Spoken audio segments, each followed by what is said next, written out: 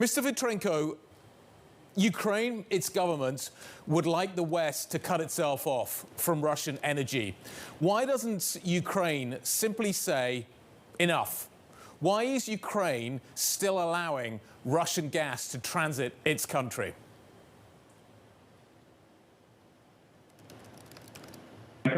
I would like to apologize for the picture because there is an air raid alert and I'm in a shelter, so sorry for that. And now answering your question.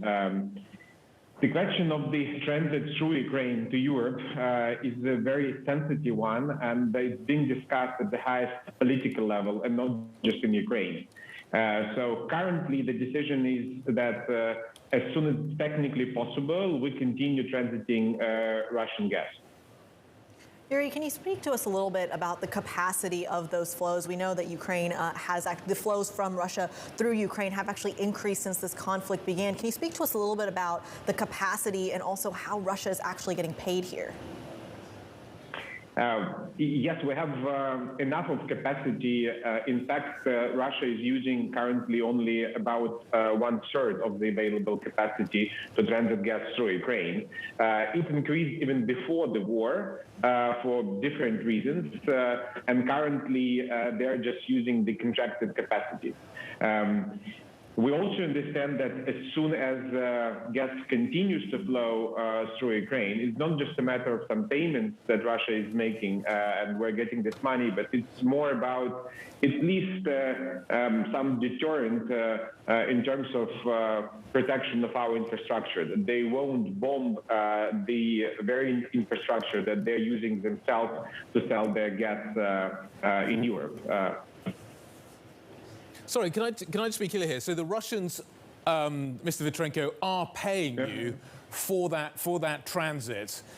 How is that financial arrangement working? Is it being paid in rubles? Is it being paid in dollars? How does the money get transferred? I'm just asking because I'm curious, as given the financial situation that we see in Russia right now and the sanctions that are being applied, how does it work in terms of the payments to you? No, we're talking about hard currency, euros and US dollars. Unfortunately, the financial sanctions against Russia contain some very important exemptions for banks like Gazprom Bank and the Sberbank.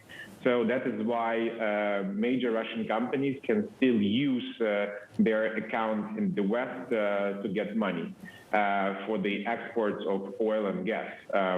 And by the way, that's the reason why we're saying that it should change. Even if Europe cannot get rid of its dependence on Russian gas and oil overnight, at least it should not allow Putin's regime to get money for the exports of oil and gas. And that's why escrow accounts should be used. So they should be able to get this money only on this escrow account. And until they withdraw their troops from Ukraine, they cannot get access to this money. Yuriy, can you speak a little bit to simply the willingness to hurt some of the infrastructure that is in Ukraine, just given that Russian supply that goes through? Is there any sentiment here that simply the flows that go through Ukraine helps kind of prevent further destruction? So it's obvious, by the way, that they are really trying not to damage the transit infrastructure. So it's really opposite, for example, to some distribution infrastructure. In major cities in Ukraine, like in Mariupol, they're targeting the civilian infrastructure to create a humanitarian catastrophe and to put some pressure on the Ukrainian government through creation of such a humanitarian catastrophe. But when it comes to the transit infrastructure, it's obvious that they're very, very careful not to damage it. So there is no bombing of the transit infrastructure, and there is no even shelling of the transit infrastructure. So that's why it's obvious for us that they don't want to hurt their own commercial interests and their commercial relationship with the West. Mr. Vitrenko, has there been any discussion between Naftogaz and the government about cutting the Russians off? they don't want to damage the infrastructure because they need the hard currency, which ultimately flows from selling the gas. That is supporting their economy and their war efforts. Has there been any discussion between you and the government about saying no more? We are going to cut this off. You are not going to be able to use our territory to transit your gas to the West and be paid hard currency for it? I cannot disclose details of political discussions that we have with Russians and we have with the European Union and I have with the President of Ukraine. But as the CEO of the company, I have to, provide uninterrupted transit as long as we have technical capacity and technical capability to provide such transit.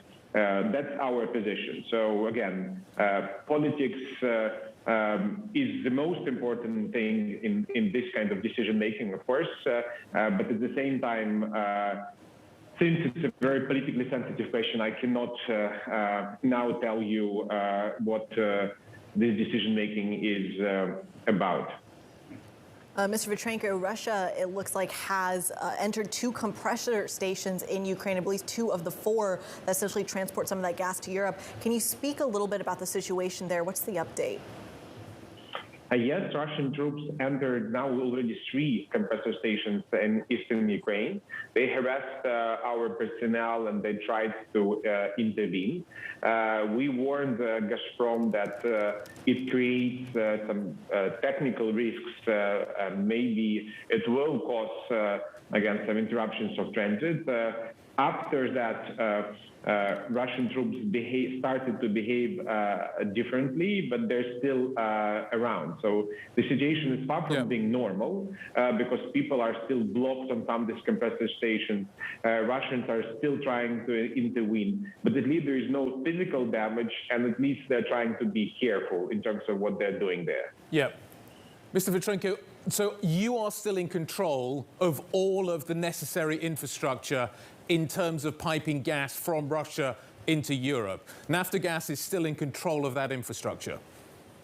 Yes, at the moment, yes.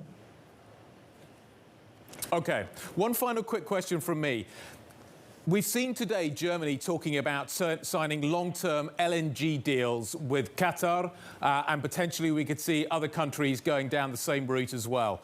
Ultimately, do you think over the next few years that Europe will be capable of ending its reliance on Russian gas? For sure. We're saying that Europe is even now capable. Yes, it will result in somehow higher natural gas prices and oil prices, but this price will be still lower than the price that we and humanity is paying for this barbaric invasion by Russia. So that is why, despite the fact that we will lose transit revenues, again, we don't care about that. We care about stopping this war and saving lives. That is why we're saying that Europe should end its dependency on Russian gas and oil as soon as possible. And it is possible. It is possible even in the short term.